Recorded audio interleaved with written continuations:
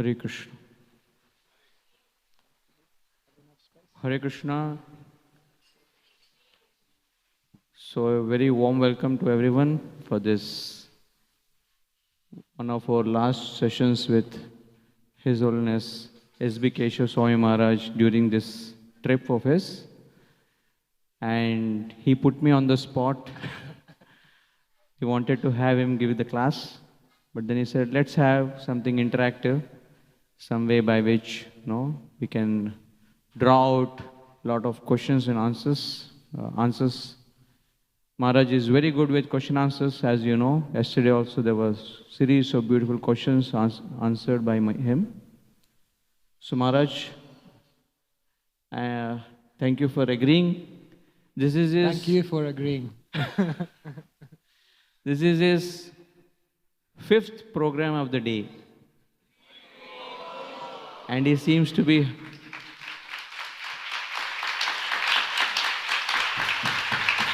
and his battery seems to be 100%. 80. And a short introduction, Maharaj, that he is one of the youngest to take to the renounced order as a sannyasi in the recent years. And the reason is because he is so loved and his writings have impacted many people all over the world.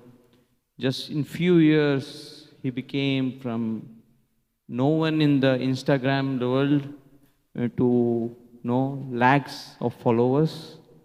And almost many devotees have groups here, Maharaj, exclusively dedicated to your shorts and videos, where they post every day, and they derive much inspiration because there is so much authenticity in what he speaks.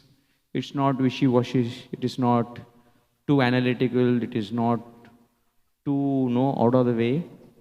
So therefore, everyone loves him all over the world. And not but the least, even in Mumbai, we all love him. We want to have him more and more. So he's just a taster. And if you all love to have him more and more, please do chant and welcome him by loudly chanting, Haribo! Haribo! Haribo! And Maharaj, this format in which you asked,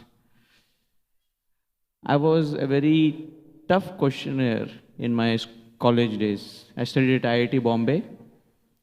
And when I used to not understand something and didn't let my professor go ahead.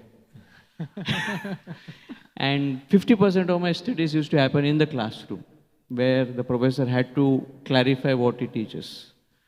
So excuse me if you have put him in this spot. I may question you more than my qualification is. I have to also face my karma.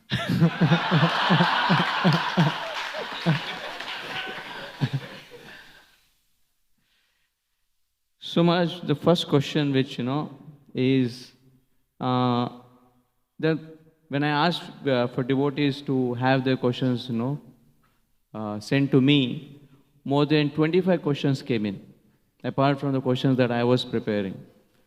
And honestly, all these questions are very genuine, very relevant. But I thought I'll just start with 3 or 4 from my side. And then those of the audience who want to ask a question, if you can send a note to me with the question, I may select. Or that's the best way, because we have very limited time. So we want to use best time of it. So please do send a note to me. Then we'll call out to the devotee. The devotee can ask, but please do.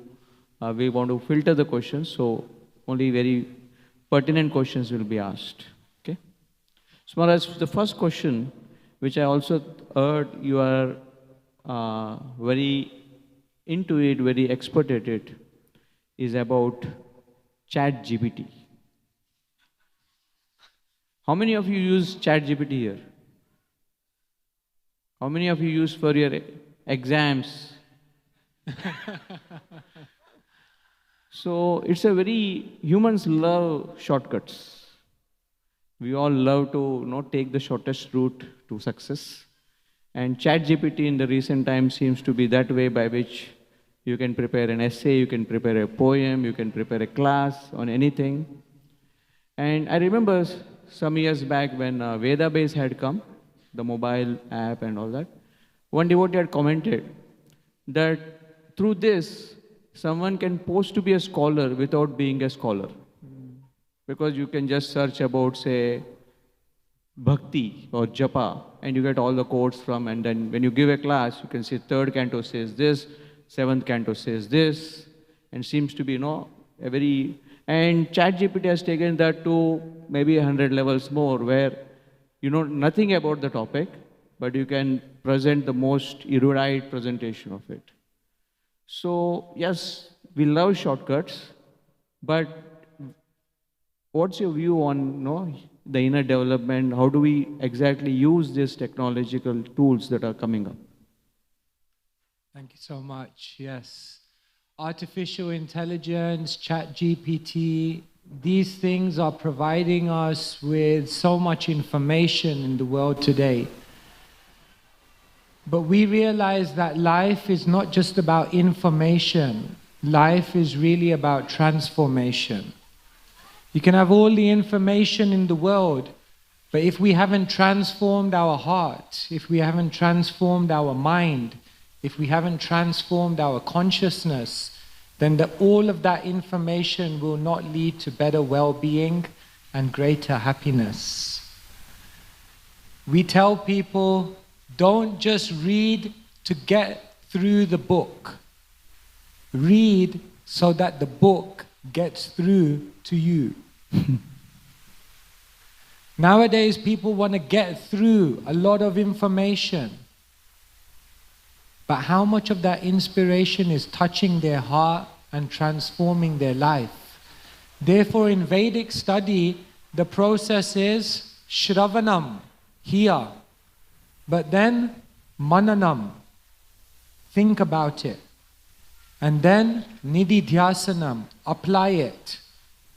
And then Vandanam, pray that this may go deep within your heart. So the process really should be Shravanam, Mananam, Nididhyasanam. But nowadays the process is Shravanam, Katanam, Pastanam. Katanam and Pastanam. This is the new sutra for the age. You got it, right? Shravanam, Katanam. So, social scientists some years ago, they were thinking that the people who have the highest IQ are the happiest people in the world. Later on, they realized that you can have a high IQ, but if you don't have EQ, if you don't have emotional quotient, if you don't know how to control your emotions, your anger, your envy, then there's no happiness. And then later on they realized on top of EQ, you need SQ, spiritual quotient. Because spirituality gives you meaning, it gives you direction, it gives you purpose, it gives you hope, it fills you with love. So artificial intelligence, ChatGPT, these things may help us to increase our IQ artificially, but they will not help us in developing our EQ or SQ, and therefore it's not enough. It won't be enough to really help us find well-being in all levels of our life. Thank you, thank you. Brilliantly put that, it's not just taking the information, but also, you need to process it and internalize it. That's where the role of spirituality and technology coupled with traditional practices is worked. Thank you, Maharaj. But there's a dilemma in devotees' lives, those who are practicing a path for inner growth, for spiritual development. that they also have their family responsibilities, the needs that they need to cater. So there's always this dilemma. Do I need to give time to the family or give time to my own? Because people would love to come, do seva in the temple, hear and chant in the temple, but there is things to be done at the home, in their career. So sometimes devotees compromise their career, compromise their family, and at times there is a kind of saying in Sobo that sometimes ISKCON becomes family breakers. So how do we know? I've heard that also. So how do we refine, not let that perception be there and balance these two aspects of our life? For most people, to live in family life and to function within that situation is the most natural way to practice spiritual life and to live life. Family life doesn't have to be second best. Family life doesn't have to be plan B. Family life doesn't have to just be something that we do because we can't renounce the world. No. Look at our acharyas. So many of them were living in family life. The art is how to try to build a spiritual family life. The other day I was mentioning that the first thing is you have to be patient with your family. You have to give them time. You have to let them become more familiar with Krishna consciousness. In the beginning it can be very shocking for them. And then gradually to try to involve them, to try to connect them, to try to lovingly inspire them and show how when you become spiritual, then all other aspects of your life will flourish. But sometimes even when we try to do these things, somehow it doesn't work out. Some family members will always be negative, some family members will always be skeptical. Some family members will always tell you, don't go to the temple.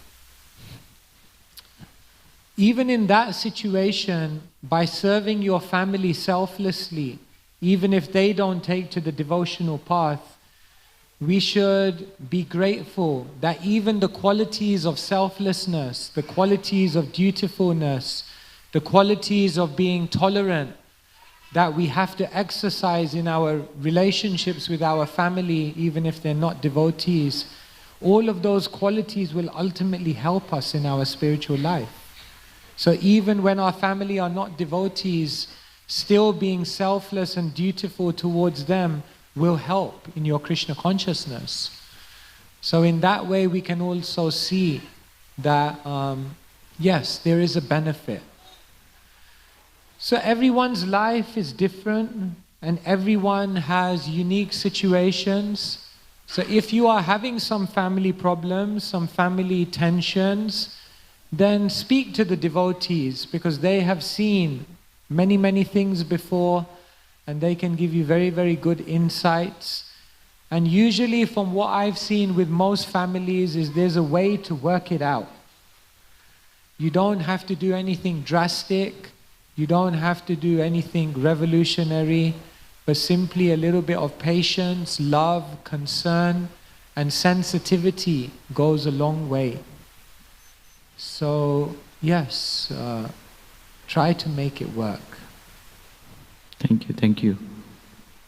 2 points that I take it from this is that even if family kind of doesn't fully support, but doing it actually gives you that strength, values to practice, and being patient with the family and being kind to them ultimately draws results. That's very much true. Many of the brahmacharis families are now very favorable practicing bhakti just because of this principle that was taught to us. Yeah. Thank you, Maharaj. People don't care how much you know until they know how much you care.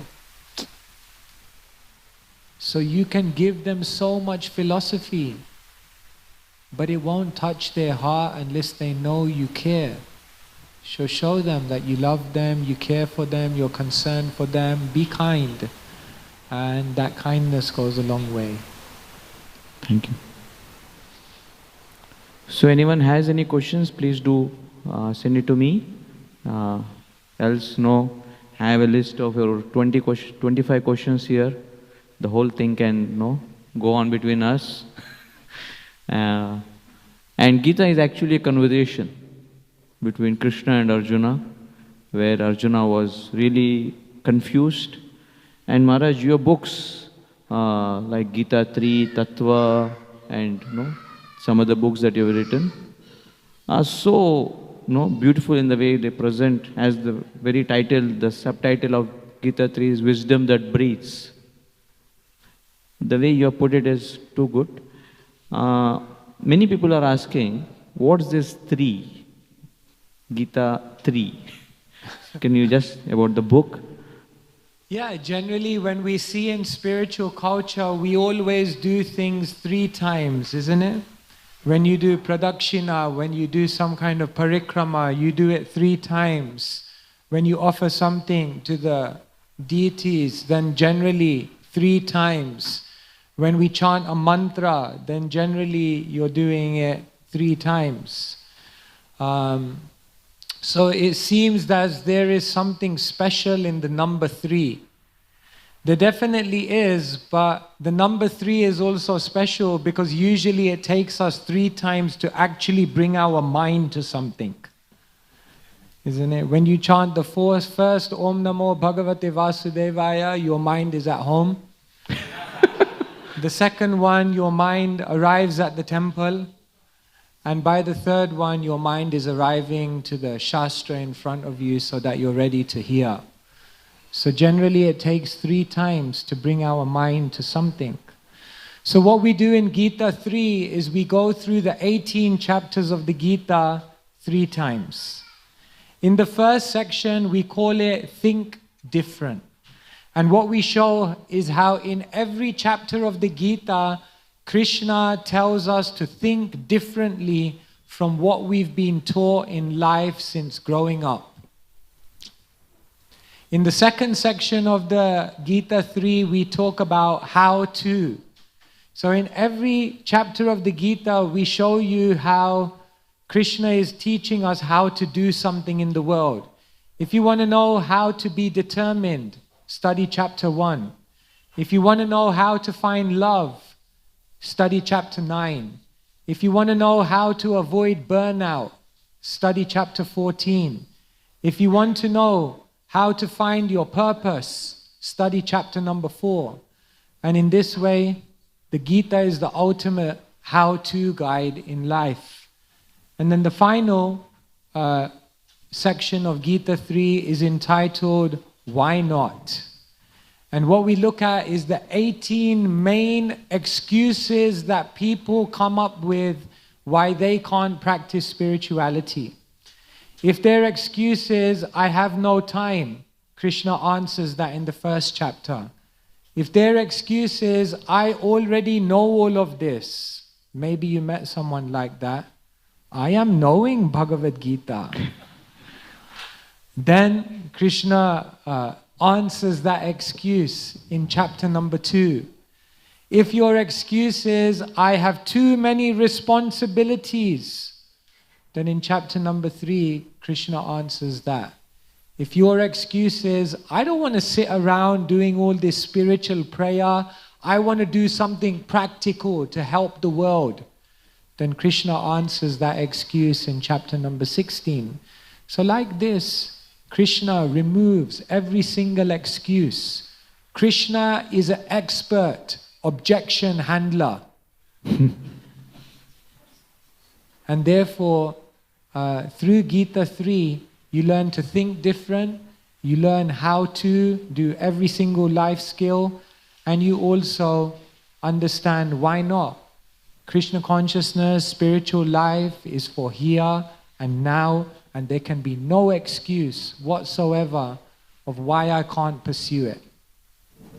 Beautiful, Maharaj. So now the 3 is resolved. I'm sure all of you would love to have this book, Think Different, how to think different and how to and why not. Amazing, Maharaj, the way you put up the Bhagavad Gita wisdom in this way. As you're speaking about three, Maharaj, there's something that has happened in India recently about three. That's the moon landing mission. Oh yes, of course. It's on the third attempt to go to the moon, that Chandrayaan-3, that India says, that we landed on the moon. And in devotee circle, there is all this debate happening about Prabhupada said this or that. Just what's your views on, technological, all this development and what scriptures say or what Prabhupada says? How do we devotees, resolve when apparently there are some statements that don't go with what's happening with technology? Yes. Science and spirituality can go hand in hand. Some people think that there is a clash, there is a competition, there is a conflict between science and spirituality. No, they can go hand in hand. Science teaches you about matter. Spirituality teaches you what matters.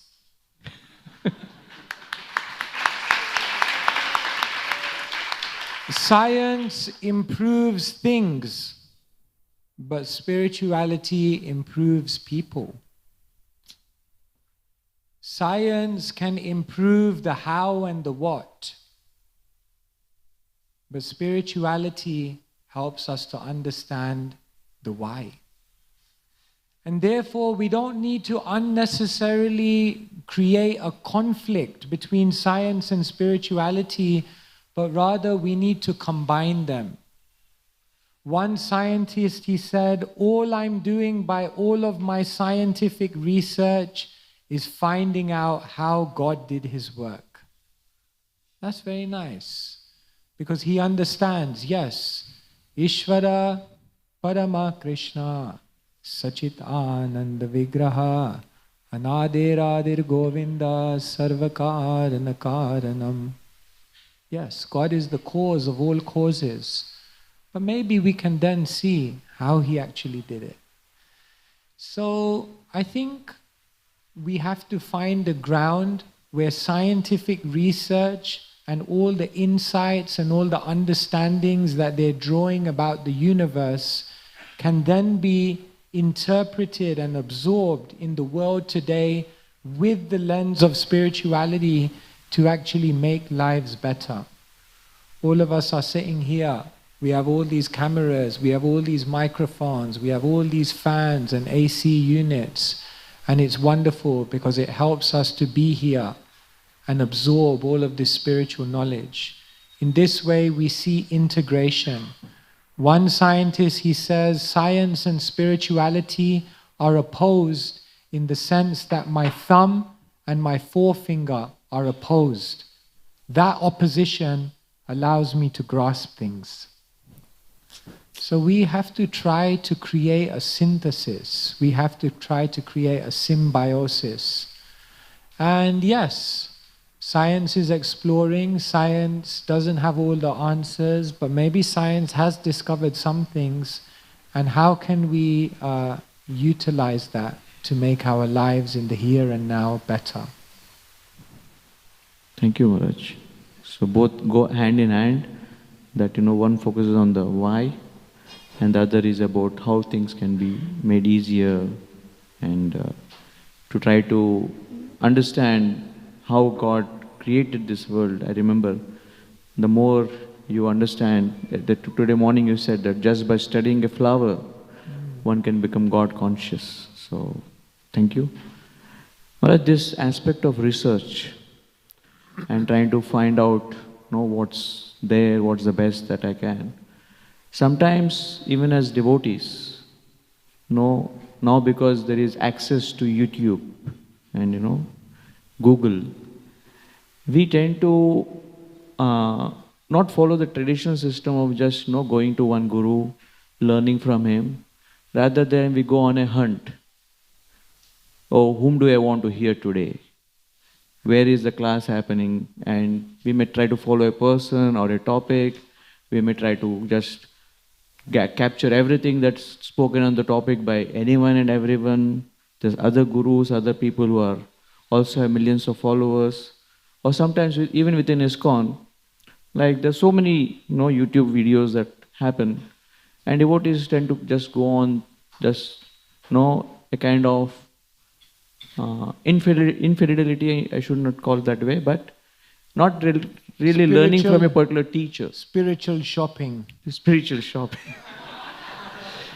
So how do we ensure, we kind of follow the tradition of learning from a particular teacher and modality, and at the same time, take help of this brilliant access to so many ways in which Krishna can be understood by different scholars, devotees. No one person has the monopoly on the truth. There are other religions, there are other faiths, there are other spiritual people. And are we now going to sit here and say, only we know the truth and nobody else? No, everyone has some grasp of reality, and we can learn something from everyone. And when a devotee is mature enough to do that, then that's very nice, that we can look at different things and be inspired by many, many different voices. However, we do need to find a commitment in our spiritual path. When Krishna wants to teach Arjuna the process of knowledge, then what does he say? Tadvidi pranipatena pariprashnena sevaya upadekshanti te jnanam jnaninas tattvadarshina. You have to approach a spiritual teacher, and the first thing you have to do, pranipat, you have to be humble. You have to open your heart. You have to admit, I don't know. And then what do you have to do? Pariprashna. You have to open up a relationship with them. You have to ask questions. You have to reveal your heart. You have to place inquiries and see how they respond to you. And then you have to do sevaya. You have to serve. You have to show some tangible expression of your gratitude and appreciation for what they've given to you. And when you do all three of these things, then the Tattvadarshi, then the one who has seen the truth, the one who has grasped these realities, they can instill that within your heart. So becoming self-realized is not just a matter of consuming information from all directions. It's almost like going around and putting food from every shop in Mumbai in your mouth. But then at one point, you have to close your mouth and you have to chew. Yes. So you can hear from everyone. That's nice. But then you have to find someone, and what they give you, you then have to chew on it, isn't it? Shravanam? Katanam? Shravanam, mananam, nididhyasanam, bandhanam. So that means you have to have a relationship with someone. Otherwise, it can't just be, Asto Tarasata YouTube 100,000,008. We like YouTube. It's good. We use it. But the transfer of the absolute truth requires a little bit more of a heartfelt connection. Beautiful, Maharaj. Thank you. That really puts things in perspective, that it's not just about hearing, but pariprashna and sevaya. And now, Maharaj, we would like to open up for some of our devotees have sent questions. So there's a question from Vaibhav. Can Vaibhav raise his hand? Okay. Do you want to ask the question or should I ask? Maharaj, Vaibhav asks something that you are very good at, among the many things. That's book distribution, Maharaj.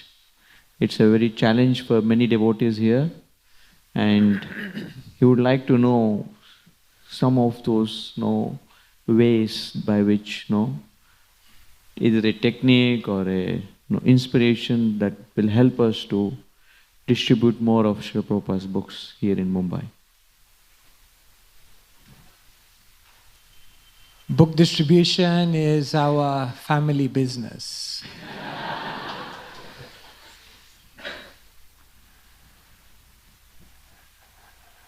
I think when Srila Prabhupada met someone, they gave a big donation. And then Prabhupada gave 3 copies of Srimad Bhagavatam. And then he said, that will be $40. The man was looking. He said, but donation? Prabhupada said, that was donation. This is book distribution. So Srila Prabhupada said, I was also distributing books. This was the heart and soul of my Guru Maharaj. Yes, so we have to try to spread this transcendental knowledge. Book distribution is not just some sales technique. Book distribution is actually the most confidential activity in creation. Because there are souls out there who for millions of lives have been wandering, Brahmande, Brahmite, Kona Bhagyavan Jeev, but they did not become fortunate so far. But the moment they're stopped by a book distributor, and in those few minutes when you have an interaction with them, know for sure that you are changing the course of the destiny of their lives. And in that way, you are able to be part of the most momentous moment in that soul's journey through this material world. Book distribution is something that I, in the beginning, found incredibly difficult. As a young person, and still am shy, introvert. Sometimes people hear me speaking, they think I'm extrovert, I'm charismatic. I'm very shy, introvert, reserved. And then when I joined the ashram, they said, no, everyone goes out on book distribution. I said, everyone, but not me. I said, these people are busy, these people are moving, these people are don't want to be bothered, and I'm not ready to go in their tracks and just intercept them. I went out on the street, they said, no, just smile and shout out and they'll stop. So I shouted out to someone and said, hey, I'm a traveling monk. He looked at me and he said, keep traveling. So I went back to him, I said, this isn't working, I don't think I'm cut out for this, The devotee said the first rule in book distribution is learn to take a no in style. I said, take a no in style? What do you mean? He said, anytime someone says no, you just smile, you wish them a good day, and you maintain your enthusiastic demeanor. And know that every time someone says a no, is one closer to a yes. So you have to be determined, you have to be disciplined. I say Sankirtan is the school of life. If you want to know how to develop discipline, if you want to know how to control your mind, if you want to develop compassion in your heart, if you want to know how to communicate to just about anyone in any situation, these are all the skills that you learn while you're on book distribution. So there are, on one hand, book distribution requires some charisma. Yes, you must be able to meet the people and connect with them.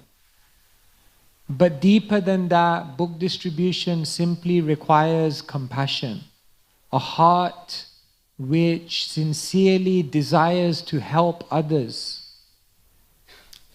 There's only one service you can do in the material world that you can't do in the spiritual world, and that is preaching. So while we're here, this is the most confidential activity. Srila Prabhupada said, keep distributing books, and one day you will distribute a book, you will turn around, and Lord Chaitanya will be right there waiting to embrace you. It's amazing.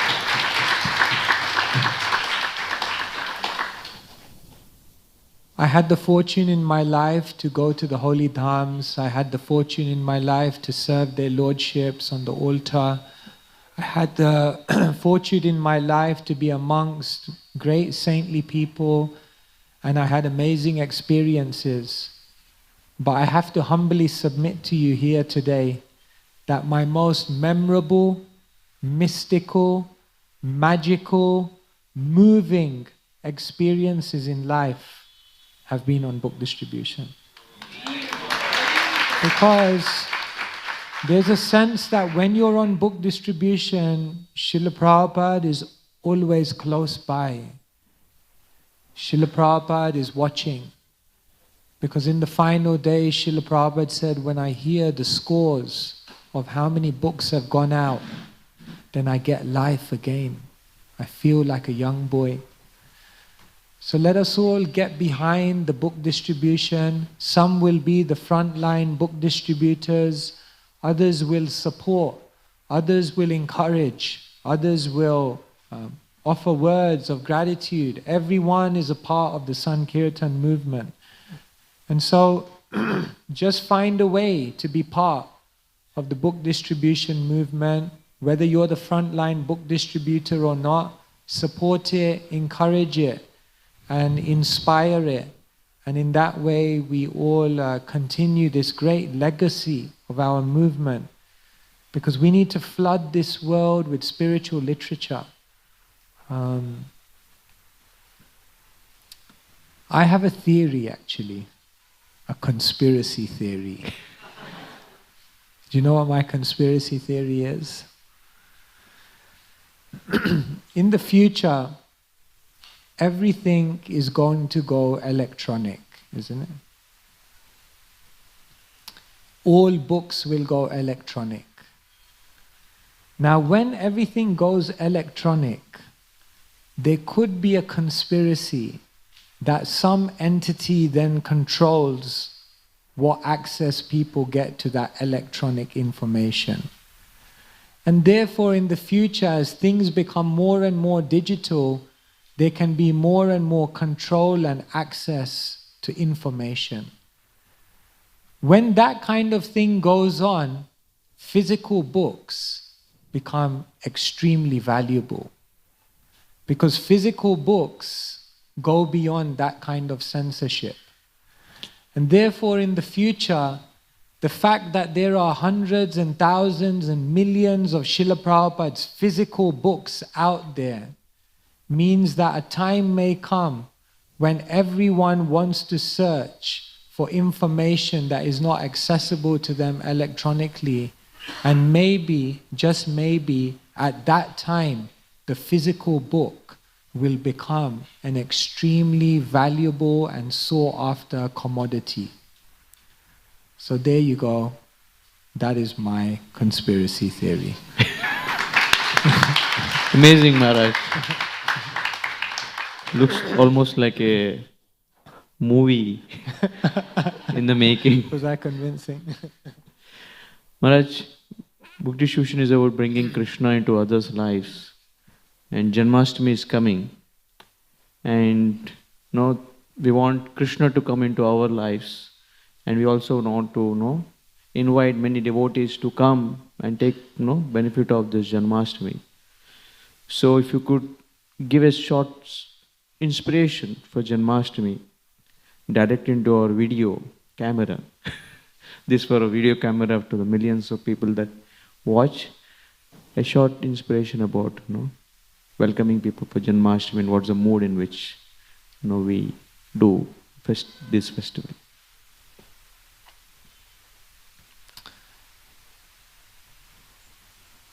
Once in a very rare moment, Krishna himself descends to this world. Krishna says in Bhagavad Gita, Yada yada hi dharmasya glanir bhavati bharata abhyutanam dharmasya tadatmanam srajami aham. So Krishna comes to this world to give the greatest gift. Krishna comes to establish dharma, to establish the principles of how to be successful on every conceivable level in your life and how to find eternal happiness. And so on the day of Janmashtami, it is not just a commemoration of Krishna appearing many, many thousands of years ago, but Janmashtami is a day on which Krishna's presence can be felt in an even greater and even more palpable way.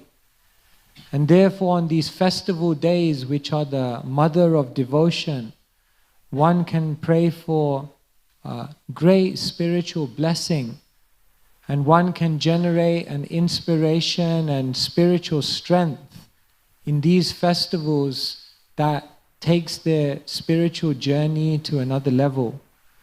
And therefore, Janmashtami is a very, very much anticipated festival, because it is on this day that we remember Krishna is appearing.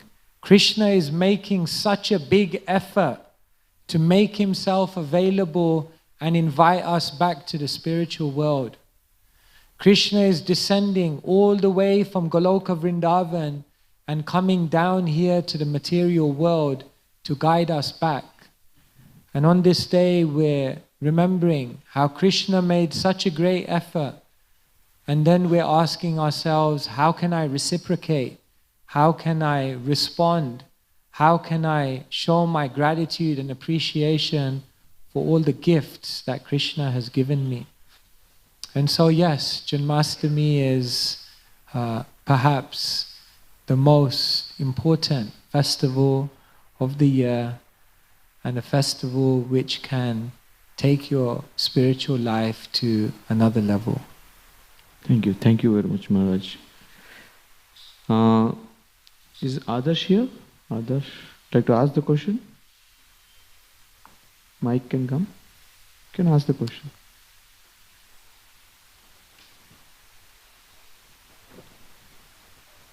Hare Krishna Maharaj, please accept my Dandavat Pranam. Maharaj, in the current youth we see a meteorical rise in mental health illness like depression and such etc. I'm myself going through some phase. So can you please help me, how can I improve my mental health and help others also? Because it's like a very difficult thing. The most important, our software itself is seemed damaged a lot. We can't do anything. We can't read book. We can't understand. How can I help myself and others in this? Thank you so much. Thank you so much. And thank you for being brave enough to say what many people are going through but may not be able to express that. In the Bhagavad Gita, Srila Prabhupada says, Arjun cast aside his bow, depressed. According to Srila Prabhupada, even Arjun was undergoing some level of depression. And actually most of us go through some level of this in our own life, isn't it? Some days we wake up, everything's okay, but still our mind feels unhappy. Our mind feels dissatisfied. Therefore, mental health and struggle on the psychological level is something that practically everyone in this world is going through. But Krishna says to Arjun, or Arjun says to Krishna, Chanchalam himana Krishna pramati balavadridam Tashyaham nigraham manye vayuri vasudushkaram. Says, Krishna, the mind is unsteady, stubborn, strong, obstinate. Krishna, to control the mind, I think is more difficult than to control the wind. But Krishna says, Asamsayam, Mahabhoho, Almighty Armed Arjuna is possible. Today, I want you to think of your mind as an internet browser. I don't know what internet browser you use, Google, Chrome, Safari, Edge, Internet Explorer. Which one? Safari. He's a Mac man. Return of the Mac. Every internet browser has a history. Every internet browser has favorites. Every internet browser has a home page. Every internet browser has an autocomplete, so that when you type www.r, then radhagopinath.com comes up. Hopefully.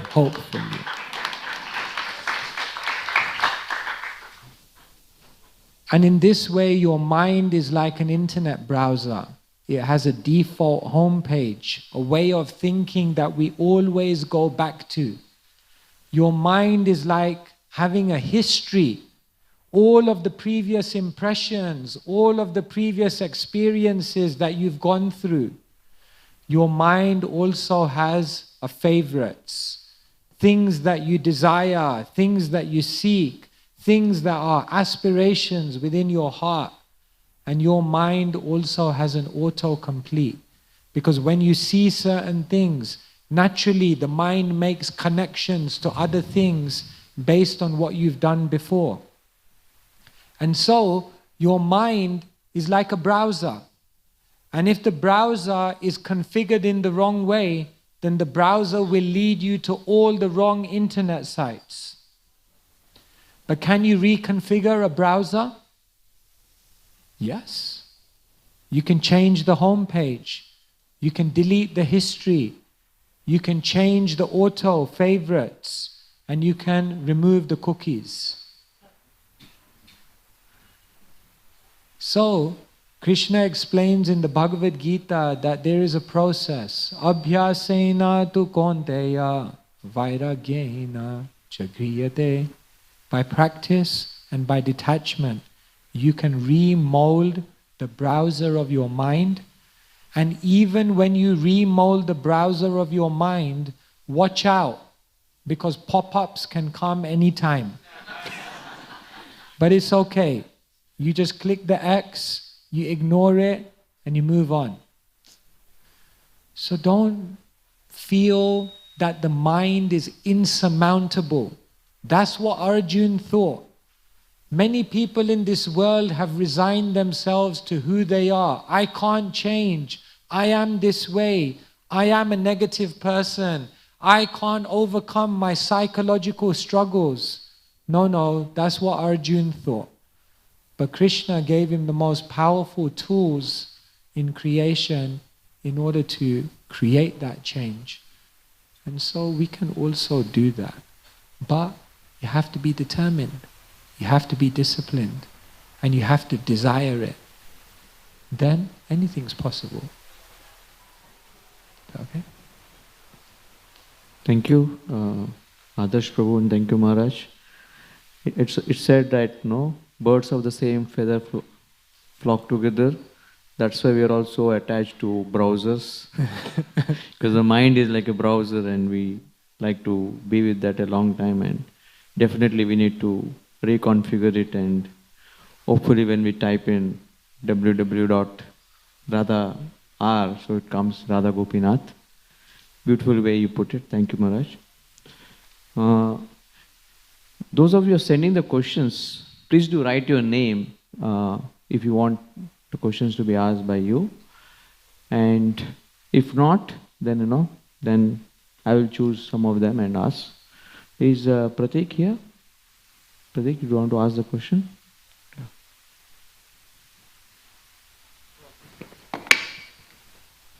One question. Hare Krishna Maharaj, please accept my humble obeisances. So, the question that I had... He came all the way from Surat, Maharaj, just to attend. I'd like to thank Pratik and his team. They were also helping with the editing of Tattva 2.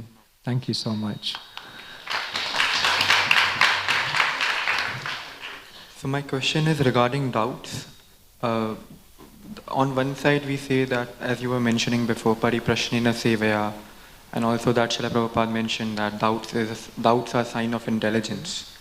And also we have that samsayashma vinashyati, that those who doubt, their destination is doomed.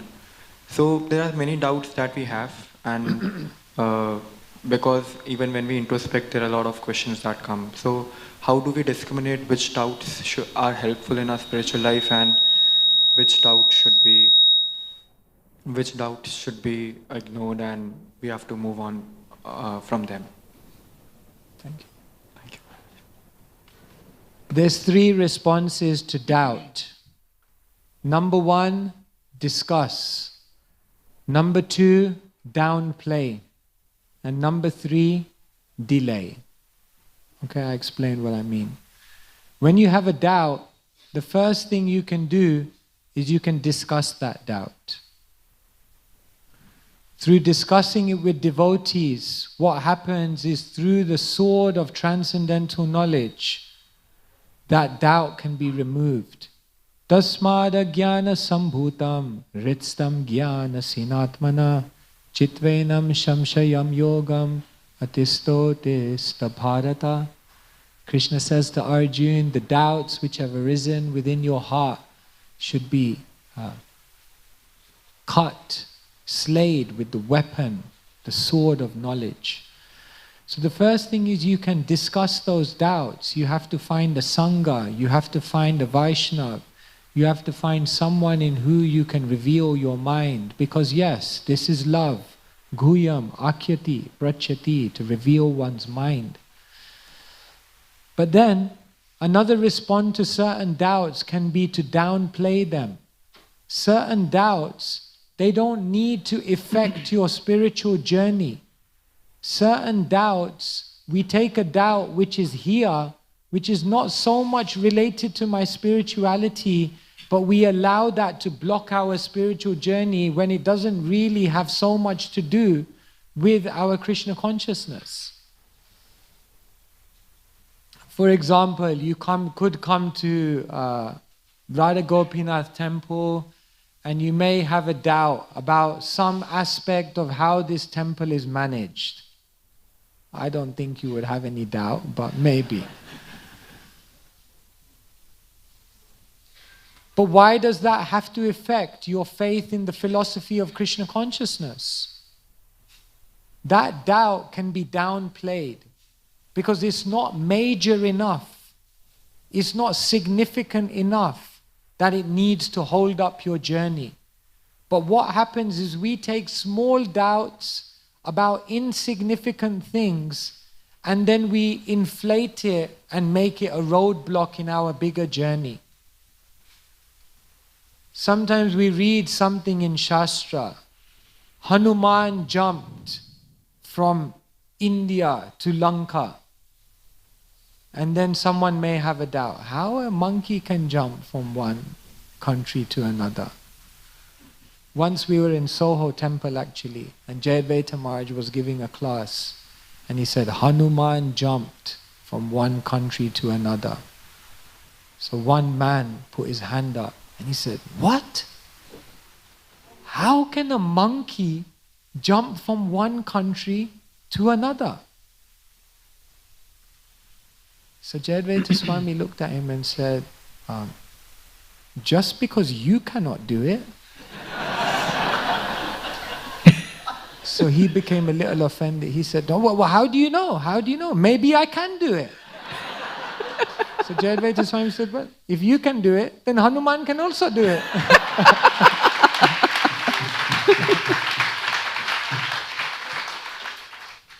But sometimes we have all these doubts. But why does that detail have to consume your mind so much when there are so many other things in Shastra which make complete sense and which are in complete congruence with the world we see around us? So some doubts can just be downplayed. They're not so important. They are not defining. Don't make them bigger than they need to be. And the third thing when you experience doubt is just learn sometimes doubts have to be delayed. Some doubts can only be resolved in the course of time. So there are certain doubts and we say that doubt is there. I can't answer it right now, but at the same time I can't ignore it.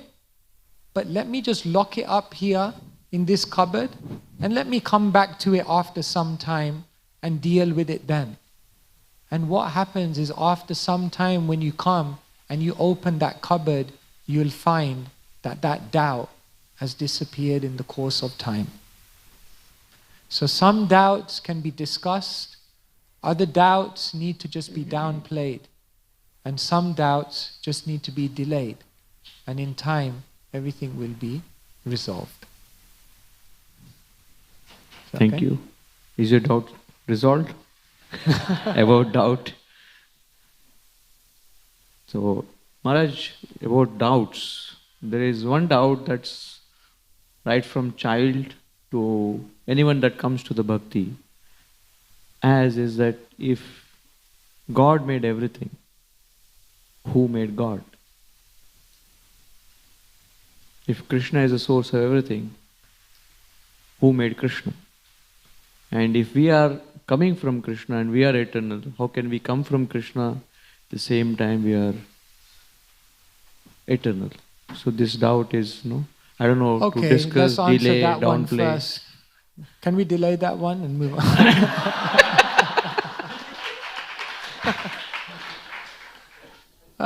Okay, let's answer your second one first. We are eternal. Agree?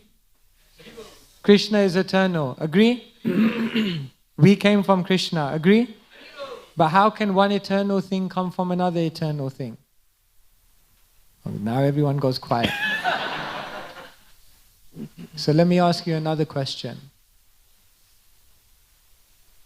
Do sun rays come from the sun? Can you have a sun without sun rays?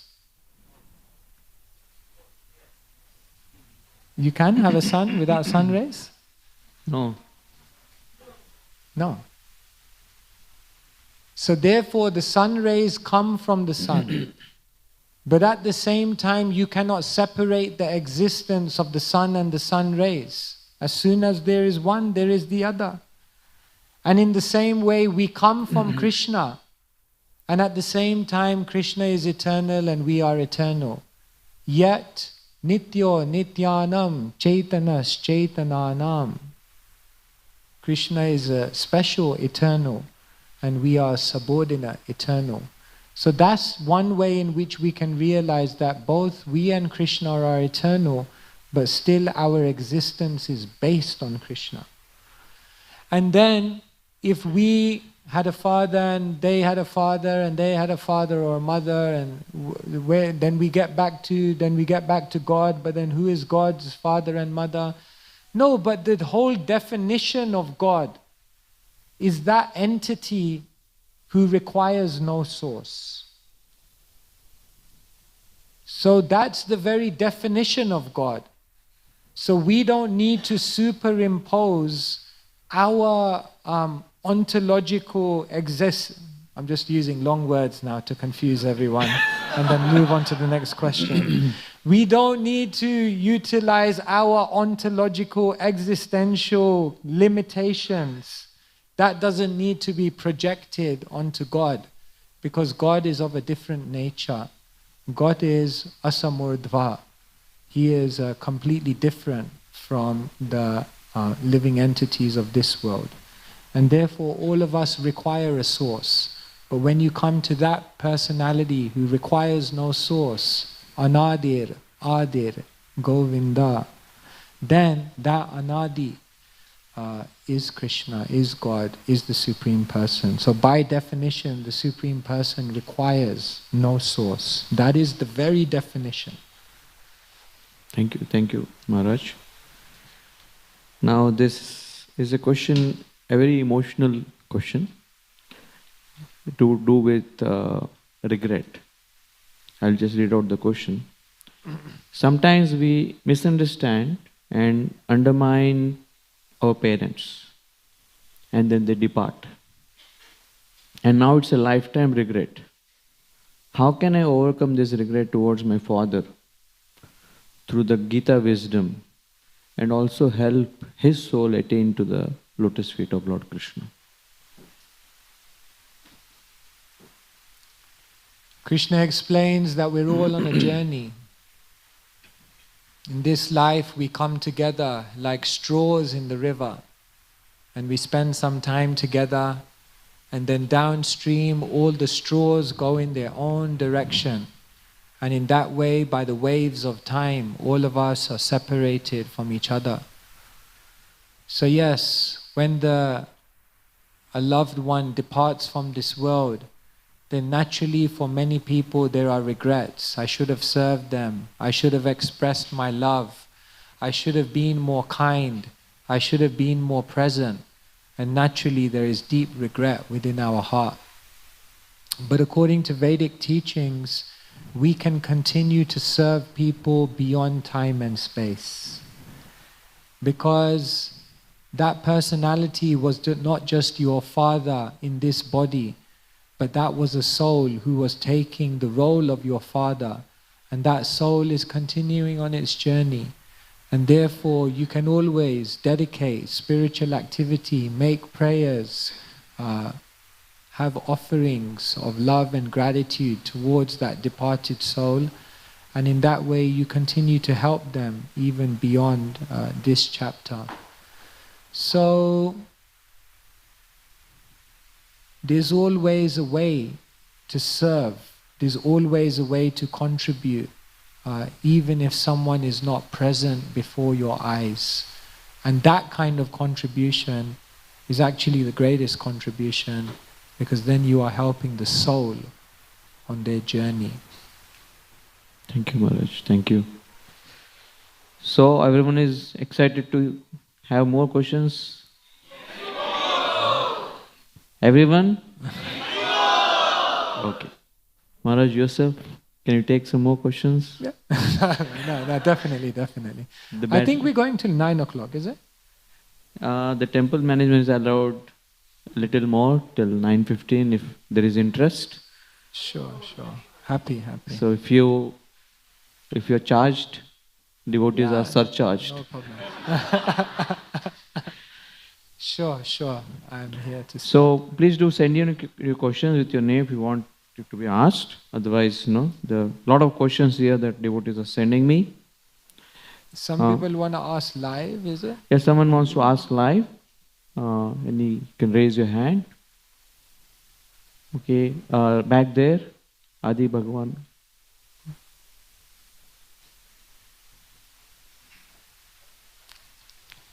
He's our heart specialist, Maharaj. He checks all devotees' hearts, Wonderful, treats them. wonderful. He's a heart specialist. Thank you very much for coming here and please explain our businesses. The first time I ever started to read Gita sincerely was to your acronyms of Gita.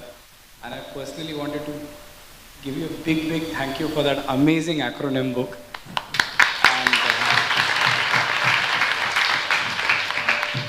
I just wanted to ask you, Maharaj, that in that same book, in the second chapter, when we say Gita, it's Guru, identity, two dharmas, and then there is Atmaram verse. So where is the Atmaram verse? Because usually it's in Bhagavatam, the Atmaram verse is there. So how that has been put in the second chapter of the acronym book? Thank you so much. Glad someone's reading it. Atmaramascha munayo nirgrantha apyurukrame kurvantyahaitu kim bhaktim itam bhuto gunohari. Bhagavatam says that the Atmaramas, they are fully satisfied, but they still enjoy to hear about Krishna. Even though they have no material desires, these spiritual desires to hear about Krishna are there. So yes, you're right. The Atmaram verse is actually contained within the Bhagavatam. However, the term Atmaram is a universal term. Atma means the self, and Ram means pleasure. Ramante yogino nante satyanande chidatmani. And so Atmaram literally means one who is finding pleasure within, one whose joy is within, one who has found connection with the Supreme within their own consciousness. And therefore this last section of the Bhagavad Gita, the chapter number 2 from text number 56 onwards, we've entitled it Atmaram, because in this section Arjuna is asking Krishna, what are all the characteristics of one who is self-realized? What are the characteristics of one who is experiencing spiritual happiness within them? And therefore we've used the word Atmaram. The other reason we use the word Atmaram is because I couldn't find any other word beginning with A. But it's okay, because Atmaram works. Actually, these verses are very, very interesting.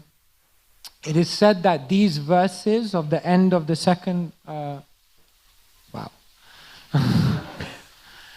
these verses at the end of the second chapter,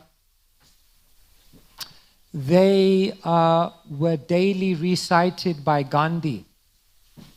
These are known as the Stita Pragya verses, the characteristics of a self-realized soul.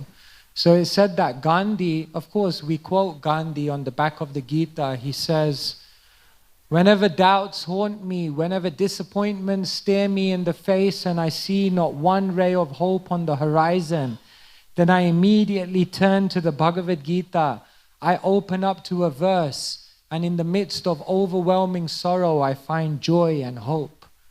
And so Gandhi was reading Bhagavad Gita, but it said that every single day he would recite these verses in this Atmaram section of the second chapter. So yes, Atmaram means the self-realized soul. Is that okay? Thank you, Prabhu. Alright, there's a question from the webcam. From the webcam, okay. That's going YouTube live. Okay. So they've sent it to me. What is the difference between self-help and spiritual development? Because there's a lot of books that are coming out, even the kind of talks that we sometimes, so there's confusion, Maharaj. Self-help and spiritual development. I think people probably define it in different ways, but I think what we share with people is that if you try to do self-development without spiritual development, then it doesn't really transform us on a deep level. Self-development will teach you that you have to overcome anger. Self-development will teach you the 5 things you have to do to have an amazing relationship of love. Self-development will tell you the 3 things you should do every morning to avoid burnout. But spiritual development will transform your consciousness in a deeper way. And only when your consciousness is transformed in a deeper way can you actually develop yourself in the most sustainable and profound way. And so what we tell people is that self-development without spiritual development will ultimately stagnate. Because self-development may tell you what you should do, but spiritual development will transform your consciousness so you become empowered to actually do those things. Yes, Maharaj. It gives us strength to apply what they say. Because Jai Radha Shri Radha Gopinath. Gopinath ki Jai.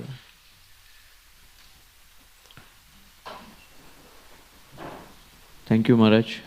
Yes. The DT is open to give us the strength, and we'll continue with the questions if you are okay. Yes, sure. There's a question by Ramdas. The mic can be passed down here. I thought he was going to ask the question whilst playing the mridanga. He's always playing with He's from Dubai. He's From come, Dubai, come for a sabbatical for a few months, 4 of them. Hare Krishna. Hare Krishna Maharaj, thank you. Please accept my humble obeisances. Maharaj, yesterday in Prerna Festival, you were talking about how we need association, how we need guidance from people, devotees, who can help us push towards Krishna. But Maharaj, there are certain times that we feel that this personality, this devotee, this person who we can call as Shiksha Guru, or person who can depend on, at certain times, certain changes happen. People change. So they, rather than pushing us towards Krishna, they start pushing us away from Krishna. We start feeling that being with him makes my consciousness towards Krishna less now, makes me feel like I should be going or maybe avoiding that personality. It affects the thinking, as currently I'm facing this in a certain situation. So how do I deal with that personality? How do I deal with that devotee? I don't want to offend him. But they have helped me before, but now something which is causing me problems. Thank you. We are all humans. We have good days, we have bad days, we have good weeks, we have bad weeks. Sometimes those who are guiding you, they are also human. They're also going through their challenges. In this movement, even those who are acting as doctors, they themselves are patients as well. Isn't it?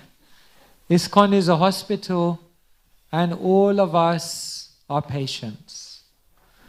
And therefore, even those who we are taking guidance from, they may have moments of weakness.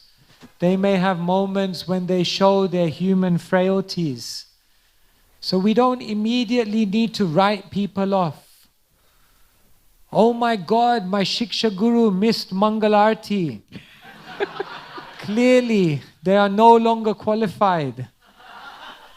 Or I'm not trivializing your question. I understand. Sometimes they may act towards us in seemingly unkind ways or insensitive ways, sometimes hurtful ways. But in any relationship in this world, try not to write it off at the first sign of difficulty. Because if you do that, I'll tell you, you won't end up with any friendships at all. Because every relationship goes through ups and downs. Ask anyone who's married here. I'm not, I'm not trying to discourage you from anything. I'm just saying, this is life. This is life. Isn't it? So be patient with people. Be kind, be compassionate. When they do something insensitive or unkind, also remember all the beautiful things that they did for you, the kindness that they showed to you. But then of course, if you find that someone is continually bringing you down, then we say this kind of relationship can become a little bit, maybe to use a strong word, toxic. And therefore maybe it's good to keep some distance. Then you have to find others who can guide you, others who can help you. But don't write that person off. Don't forget them. Don't shut the door. Remember that they helped you, and always be kind to them. But if they're continually bringing you down, then keep a distance and look for other Vaishnavas. Is that okay? Thank you, Ramdas Prabhu, and thank you, Maharaj. Beautifully answered, because it does happen that, they may not inspire you the same way, and how do we deal with those people? That everyone is a human being and we're all on a journey. Is Jagruti here? Jagruti? Here? Yeah. She came from Pune, Maharaj, and she wanted to gift you something from there. Do you have a question also? You have a question? Yeah. Please do give the mic.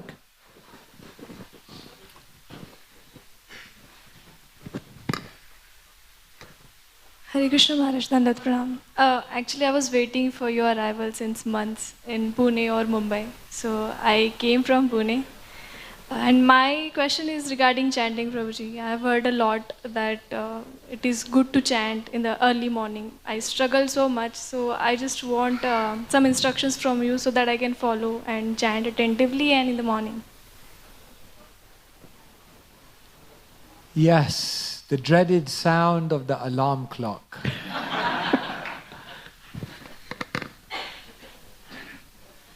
In the Brahmacharya ashram, you have no choice. The person who sets their alarm clock the loudest, the earliest, is the one who also sleeps the deepest. Isn't it? Am I right? There are episodes here where the alarm was thrown out of the window. And still they were ringing. I remember sleeping in this temple hall actually. And it was intense, like from 3 o'clock, all the alarm clocks are going off. One devotee once said to me, "You want to know the distance between the material world and the spiritual world? The distance between this world and the spiritual world is equal to the distance between your sleeping bag and the bathroom when the alarm goes off. If you can make that journey, you can make that journey."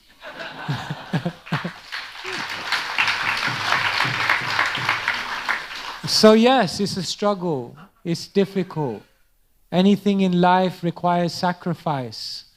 But let me ask you, tomorrow if you landed a really, really good job, that meant that you had to leave home at 7 a.m. to get the train, to be at work on time. Would you get up? There you go. There you go. So that means you have it in you. You have the strength, you have the determination, you have the focus. But now you got to use it for Krishna. You got to remember that the biggest job, the biggest career opportunity, the biggest aspiration in your life is to find spiritual happiness. And if we can't generate the determination to say, "Krishna, I'm going to give you the best time of my day. I'm going to give you the best part of my attention. I'm going to connect with you before I do anything in this day."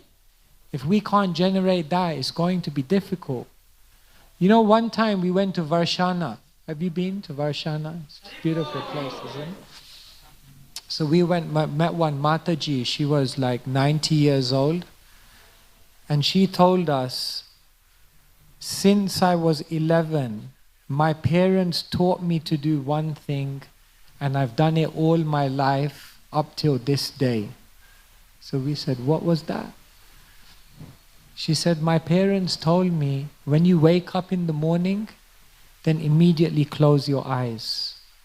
And then with your eyes closed, using your hands, come off your bed and find your way to the wall. And then with your eyes closed, using your hands, find your way to the door. And then through the door, make your way down the staircase, holding the stair rail. And then with your hands, open the front room. And then go into that front room and find the curtains. And then open those curtains and then open your eyes and see Krishna first." That was very beautiful.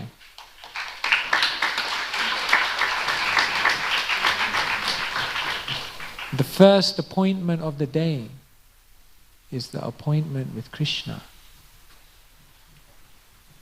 If you want to achieve what other people don't achieve, you have to be ready to do what other people wouldn't do. Ya Nisha Sarva Bhutanam, Krishna says, what is night for the conditioned soul is the time of awakening for the introspective sage. They asked Prabhupada, what does this verse mean? Prabhupada says, they think you're mad and you think they're mad. Because the materialistic person thinking is, this person is mad. You wake up at 5 o'clock in the morning and you're thinking they're mad, they're wasting. Jiva jago, jiva jago. Wake up, wake up. When I joined the ashram, what happened one morning is my phone went off at 4 o'clock in the morning. And it wasn't my alarm, it was my phone. And I looked on the phone and it was one of my friends who had got a job in the corporate world. So I picked up the phone and I said, it's 4 o'clock in the morning. Why are you awake? So he said, it's 4 o'clock in the morning. Why are you awake? So I asked him, you tell me first. He said, I've been at my desk in the city of London working for an investment bank, and I've been doing an all-nighter because we have a deadline for the project. And I've been sitting at my desk all night, and now I'm just about to go home. And in that moment I thought, would I rather be going home at 4 o'clock in the morning after having spent a whole night in the office? Or would I rather be getting up at 4 o'clock in the morning going to see Krishna in Mangalarti? Ribu! And then I thought, maybe it's not so bad. So it's very nice. Develop a love for the morning. We tell people, join the 5 a.m. club. Because if you join the 5 a.m. club, when you hit the 9 a.m. reality, you'll be flying. But if you miss the 5 a.m. club, and then you hit the 9 a.m. reality, then 12 p.m. will be a catastrophe. Because you won't be able to navigate this world. Therefore, remember, the first duty of the day is the duty to understand, who am I, why am I here, and what is this journey of life meant for? So we have to do that, and then everything will become okay. Shri Shri Radha Gopinath ki jai. We'll see them at 5 o'clock. 5 a.m. club.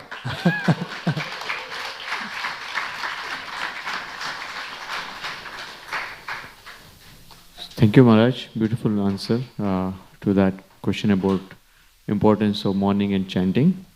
There's a course about the Bhagavad Gita that we do every few months. So the next dates are September 15, 16 and 17 after Janmashtami. Sutras for Self-Discovery, the introductory course to the Bhagavad Gita. So devotees who have not attended or would like to bring their friends, please do call out and bring this. Please do register for this course. And thank you, Jagruti.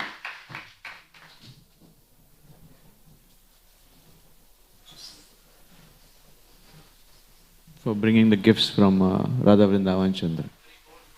Oh, Hare Krishna, nice to see you.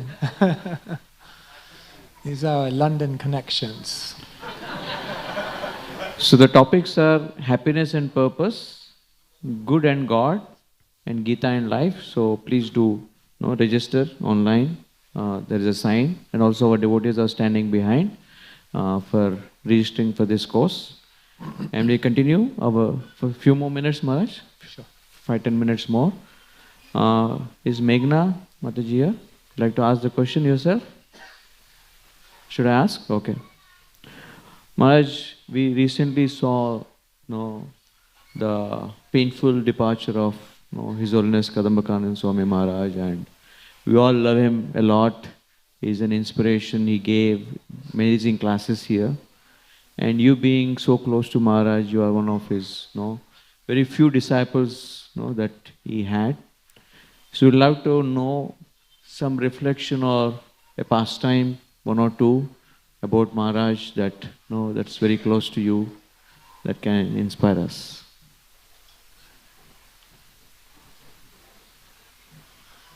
We are made of the mercy of Vaishnavas. What can we say? Srila Prabhupada, when he was asked about his spiritual master, Srila Prabhupada said, "What can I say? He was a Vaikuntha man," referring to Bhaktisiddhanta Saraswati Thakur. So yes, my revered spiritual master, His Holiness Kadamba Maharaj, was a great source of inspiration. Once he said, "You know the reason you took initiation from me?" I said, "No, Maharaj, please tell me." He said, "Because you are very introvert, you are very shy, you always want to stay in the back, and I am bold. I am confident, and I push people forward." And he said, "Therefore, my duty in life is to push you. My duty in life is to give you confidence in yourself."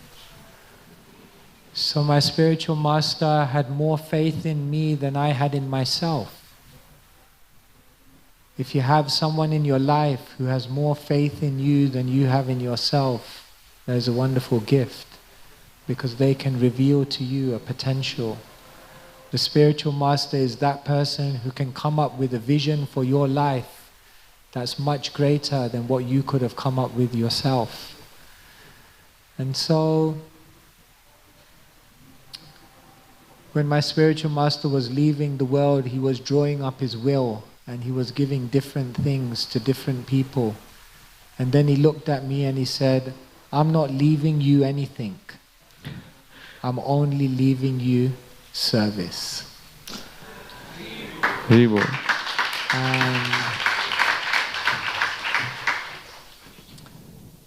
And what can be a greater gift than that? The opportunity to serve the world. So unqualified as I am, my spiritual master opened up many, many new doors and worlds of opportunity for me.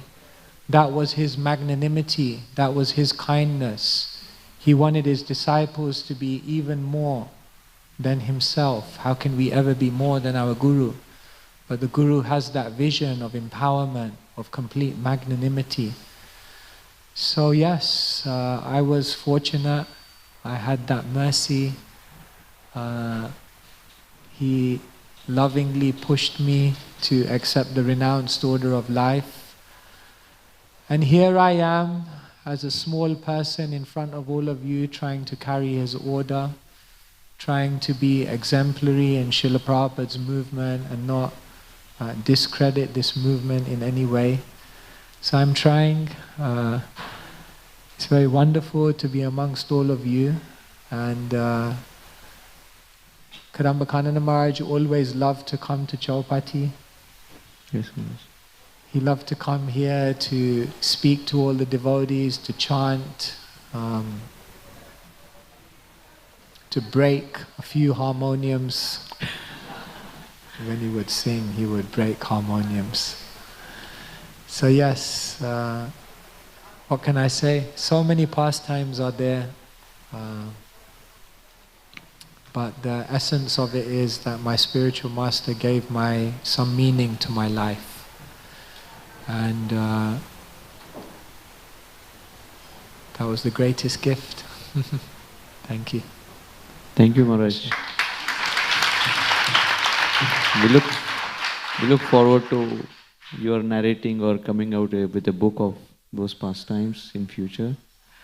And would not love to conclude, but we have to conclude because it's getting late for devotees.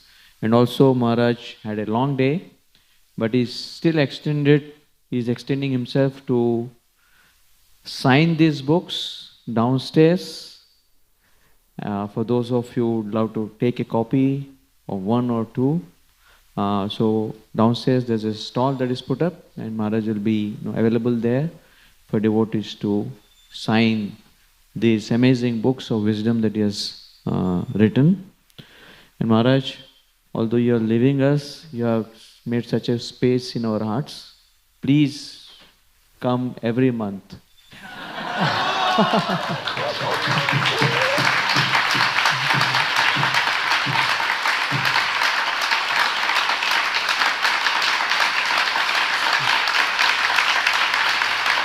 Thank you so much. Let us thank His Holiness Swayam Bhagavan Keshav Swami Maharaj and invite him again and again to the simple temple Shri Shri Radha Gopinath Mandir by loudly chanting Hribo! Hribo! Hribo! Also thank the team behind organizing this trip, especially Mukund Hari Prabhu. He was the brainchild for bringing Maharaj here. Haribo. A shout out to him also. Hribo! Hribo! So, He is a Chowpatty export to London. And we'd like to thank you, Raja Mohan Prabhu. I sprung this on Prabhuji last minute, and devotees always rise to the occasion. And thank you so much for your kindness, for asking such beautiful questions and facilitating us this evening. I think we should also give a Haribol to... thank you. So much. All devotees' eagerness, our temple committee is, facilitating this beautiful occasion to have. Because there's so much request that the congregation wanted to hear from you. And people on the social media, they were coming. And evening is the time for Bombay, South Bombay. It's the night time. It's a nightclub. A 9 p.m. club. So therefore we facilitated this. So please do meet him downstairs. Please do be there with the books so they can come. And so let him go there so that we can quicken it up. Otherwise he has a next day tight schedule. Thank you. Hare Krishna. Srila Prabhupada ki.